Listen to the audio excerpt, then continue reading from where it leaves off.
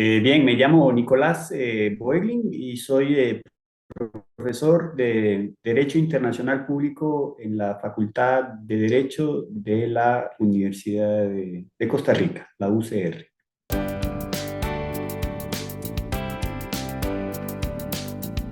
Bien, desde la perspectiva del derecho internacional público y más precisamente de una rama específica que se llama el derecho internacional humanitario, que es el conjunto de reglas que aplica a un ejército cuando está en un terreno de hostilidades. Hay una serie de reglas muy básicas que todos los militares del mundo conocen porque todos los militares reciben cursos en Derecho Internacional Humanitario. Es una de las razones de ser del Comité Internacional de la Cruz Roja, por ejemplo. Una de ellas es que a la hora de contestar un ataque, tiene que haber una proporcionalidad. Si usted es objeto de un bombardero aéreo en una zona específica, usted por supuesto que puede responder, pero no puede aniquilar una ciudad entera, un poblado entero. Tiene que haber una proporcionalidad entre el ataque y la respuesta que yo doy a la hora de responder a ese ataque. Eso es una primera regla muy básica que pareciera que en Israel o no se entiende o no se quiere entender, y eso es bastante grave en la medida en que tenemos a un Estado que, en respuesta a un ataque que sufrió en su territorio, que es el ataque perpetrado por el Hamas el 7 de octubre del 2023, ha reaccionado de forma tal que está aniquilando toda la franja de Gaza. Hay una desproporción ahí desde ese punto de vista. Otra regla, son muchas reglas, pero otra regla muy, muy básica que establece el derecho internacional humanitario y que todos los militares en América Latina, en Europa, en Israel conocen perfectamente es que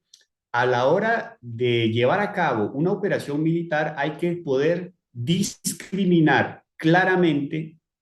el objetivo militar de la población civil. Un ejemplo que es dramático: si usted es militar y usted sabe que debajo del sótano de un hospital se esconde un grupo de combatientes radicales del Hamas, usted no puede bombardear el hospital, no puede bombardear la mezquita, no puede bombardear la escuela, no puede hacer eso. Tiene claramente que ver la manera de, a través de armas inteligentes, drones, una gran cantidad de armas muy sofisticadas, llegar al objetivo que es aniquilar dos, tres, cuatro, cinco combatientes del Hamas, pero no destruyendo toda la infraestructura que los rodea. Y eso lo hemos visto pues en el día de ayer o anteayer, cuando Israel, por un solo combatiente del Hamas, bombardeó un campo de refugiados con una bomba de 250 kilos. Imagínense lo que puede causar como daños para personas que están refugiadas, muchas de ellas niñas y mujeres, el recibir una bomba de 250 kilos para asumir el objetivo militar de un solo combatiente del Hamas. Entonces, son reglas muy, muy básicas, y lo que nos tiene consternados a muchos es que el Estado israelí, que posee posiblemente las mejores armas con las cuales puede soñar un ejército, que posiblemente está dotado del mejor presupuesto jamás alcanzado por ningún ejército en el mundo, se preste para actos que constituyen en muchos casos crímenes de guerra de la peor calaña, del peor ejército existente en ese planeta. Entonces, repito, es perfectamente legítimo que Israel quiera responder al ataque que sufrió en su territorio el 7 de octubre pasado. Lo que no puede hacer es ignorar por completo las reglas básicas de derecho internacional humanitario. Incluso hay varios colegas que se están interesando por varias declaraciones del ministro de Defensa, del primer ministro israelí, del mismo presidente de Israel, donde lo que se busca es asociar toda la población de Gaza al Hamas.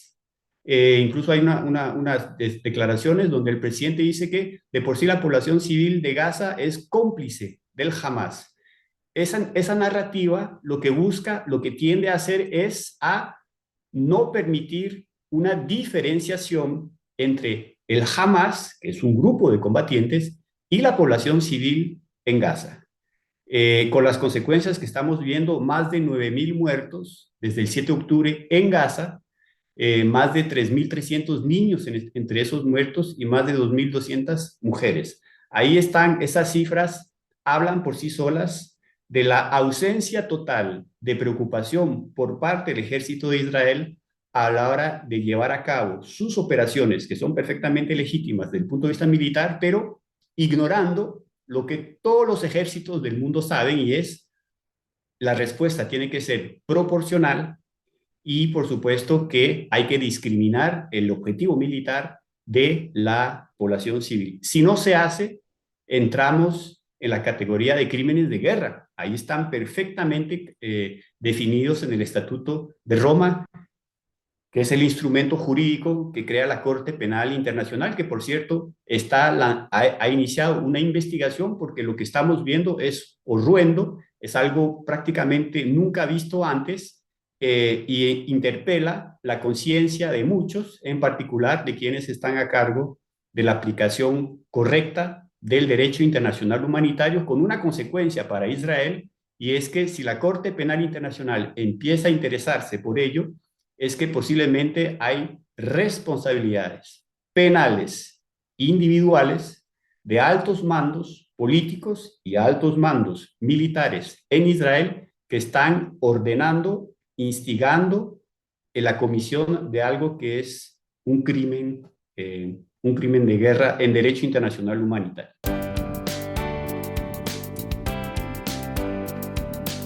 Sí, ha habido toda una discusión en Israel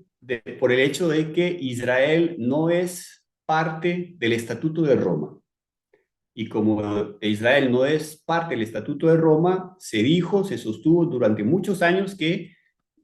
los militares israelíes, los mandos políticos israelíes, no tenían cómo ser objeto de algún tipo de investigación por parte de la Fiscalía de la Corte Penal Internacional. Allá en el 2015, el Estado de Palestina, recordemos que Palestina es Estado no miembro observador de Naciones Unidas, pero es Estado desde el 2012. Hay una resolución de la Asamblea General y hoy en día hay más de 130 estados que reconocen a Palestina como Estado. Entonces, como Estado no miembro observador, Palestina ratificó el Estatuto de Roma. Hubo una discusión, eso se dio en el 2015, y en el 2021 una sala de lo preliminar de la Corte Penal Internacional declaró que la Corte Penal Internacional está perfectamente habilitada para investigar todo lo que ocurre en todos los territorios ocupados palestinos. Hablamos de Jerusalén Oriental, Cisjordania y, por supuesto, la Franja de Gaza. Con lo cual,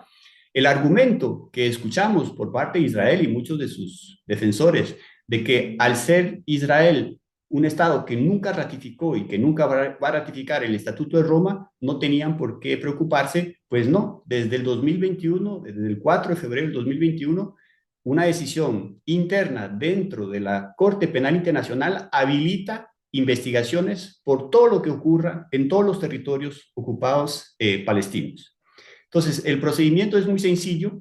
Primeramente, hay una investigación que tiene que llevar a cabo la Corte Penal Internacional. Vimos el fin de semana pasado el fiscal de la Corte Penal Internacional en el puesto fronterizo entre Egipto y Gaza sin poder entrar a Gaza porque Israel no tiene ningún interés en que la Fiscalía de la Corte Penal Internacional, como sí lo ha hecho en Ucrania, despliegue un grupo de inspectores, de investigadores para recuperar indicios de el tipo de armamento que se está utilizando, el tipo de bombas que se está lanzando sobre centros altamente poblados como los que hay en Gaza, en fin, todo lo que tiene que ver con la investigación previa antes de elevarla, perdón, como una acusación formal contra mandos militares o mandos políticos en Israel. Incluso hay varios colegas míos que están interesándose por esas declaraciones de las altas las más altas autoridades de Israel, tendientes a deshumanizar a la población civil de Gaza, hablando de que son animales, de que son monstruos, de que son cómplices del Hamas, en la medida en que ese discurso, aunado al hecho de que Israel cortó agua, electricidad, suministro de energía, incluso a hospitales, desde varias semanas,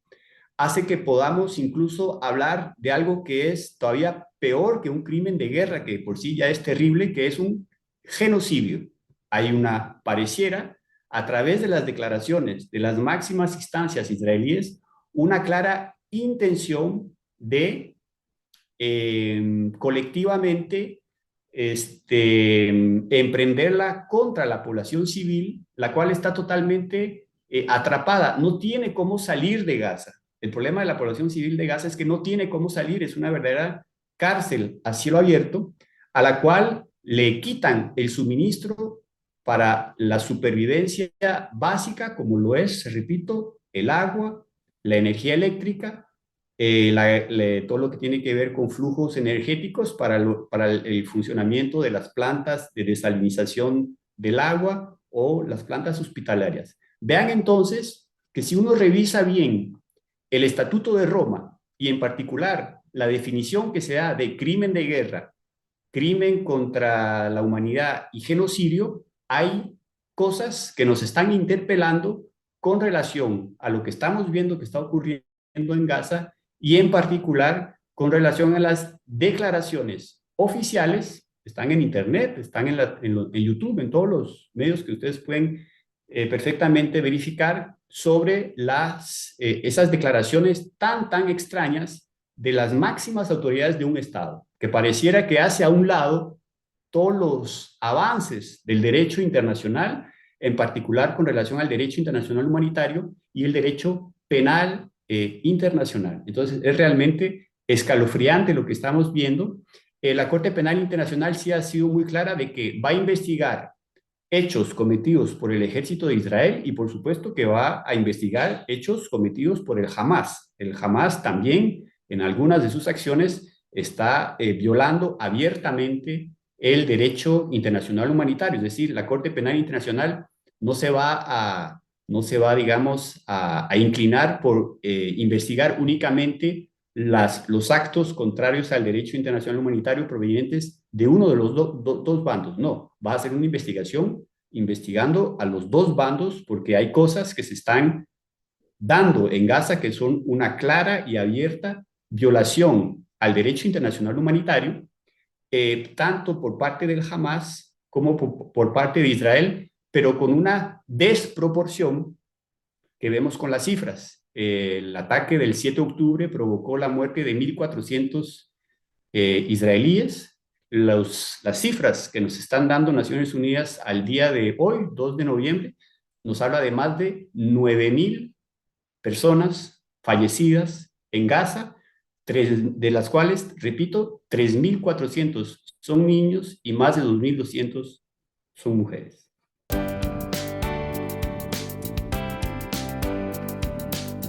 Pues nosotros vimos con mucho entusiasmo la forma tan célere con la cual la Corte Penal Internacional, en el caso de Rusia y Ucrania, envió inmediatamente un equipo de inspectores, de investigadores, para ayudar a la justicia de Ucrania a documentar esos crímenes de guerra cometidos en su territorio por las tropas rusas. Y estamos esperando ver ese mismo entusiasmo por parte de la Corte Penal Internacional para enviar un destacamento de investigadores para empezar a pues investigar y documentar lo que estamos viendo en Gaza. Hay imágenes satelitales, no es necesario que el personal esté en Gaza, eso se puede hacer perfectamente desde los aires a través de los testimonios. Y eso, pues, lamentablemente, al día de hoy, por lo menos, no hemos visto ese mismo tratamiento por parte de la Corte Penal Internacional ante exacciones que son exactamente las mismas. Una intención deliberada, en el caso de Israel, de cometer el mayor daño posible a una población civil indefensa como lo es la población de Gaza. Es interesante ver que cuando se dio el 7 de octubre del 2023, varios estados, en particular los de América Latina, hicieron ver que, por supuesto, se solidarizaban con Israel, con las familias de las víctimas, pero hacían ver que hay un problema y es la ocupación ilegal creciente de Israel, en particular en Cisjordania, y el problema no resuelto de Gaza, que es una cárcel a cielo abierto, y apuntaban a una solución a dos estados que tiene que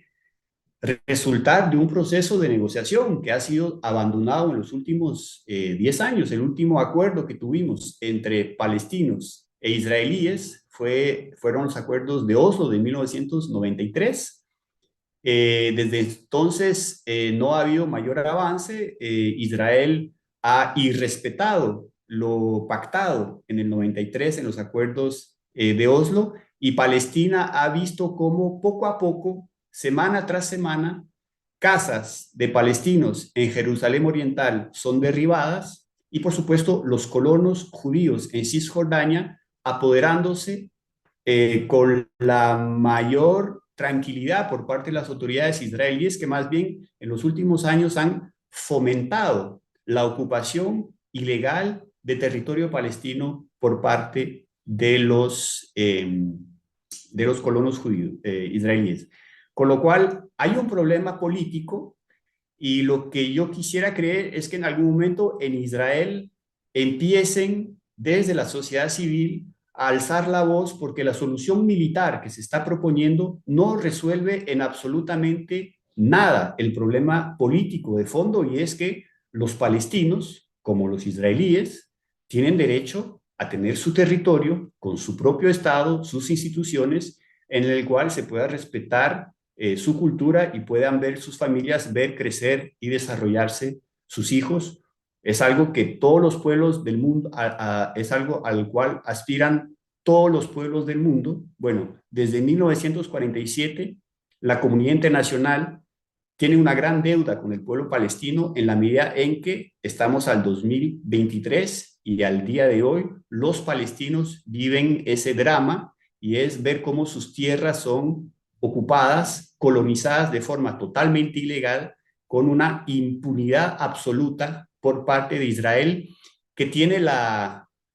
podríamos decir, la suerte, entre comillas, de tener un ángel guardián que los protege de cualquier resolución dentro del Consejo de Seguridad de Naciones Unidas, que es el delegado norteamericano, que pareciera que tiene una instrucción de ejercer el veto de Estados Unidos cada vez que se intenta frenar las pretensiones de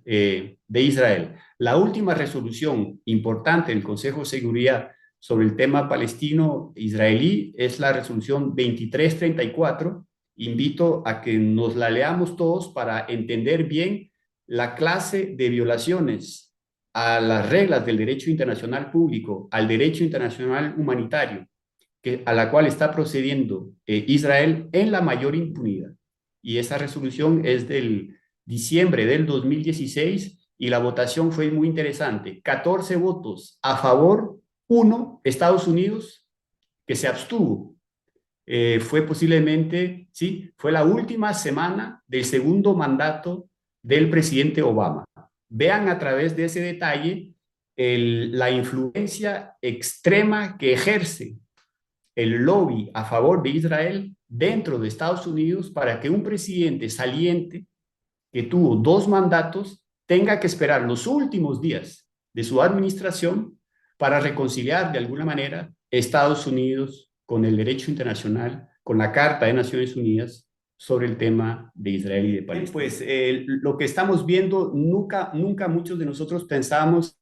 que lo íbamos a poder ver. Y lo interesante es que en esos últimos días, América Latina es la región del mundo que ha alzado el tono, con Bolivia, que decidió romper relaciones diplomáticas con Israel, con Chile y Colombia, que llamaron a consulta a sus embajadores en Tel Aviv. O sea, desde América Latina hay posibilidad de alzar la voz, de hacer verle a Israel que no está llevando a ningún lado su ofensiva militar, que más bien lo que está es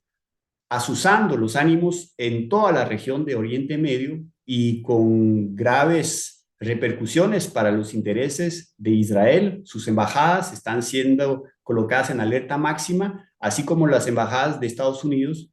Incluso los ciudadanos de Arabia Saudita fueron solicitados a evacuar cuanto antes el territorio del Líbano. Veamos cómo estamos en una crisis que no puede sino desmejorarse en la medida en que lo que vemos a diario en las imágenes provenientes de Gaza son una verdadera provocación a la conciencia humana. Ojalá que desde América Latina, detrás de Bolivia, detrás de Colombia, detrás de Chile, Argentina, Brasil, Perú, Venezuela, todos alcen la voz para hacer ver lo que pareciera que los europeos tienen una enorme dificultad en expresar, y es su profundo repudio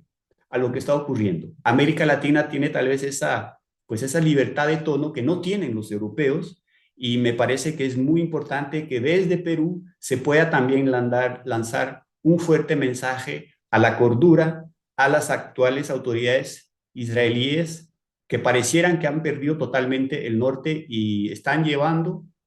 su gente, su ejército, a un muro absoluto. Muchas gracias.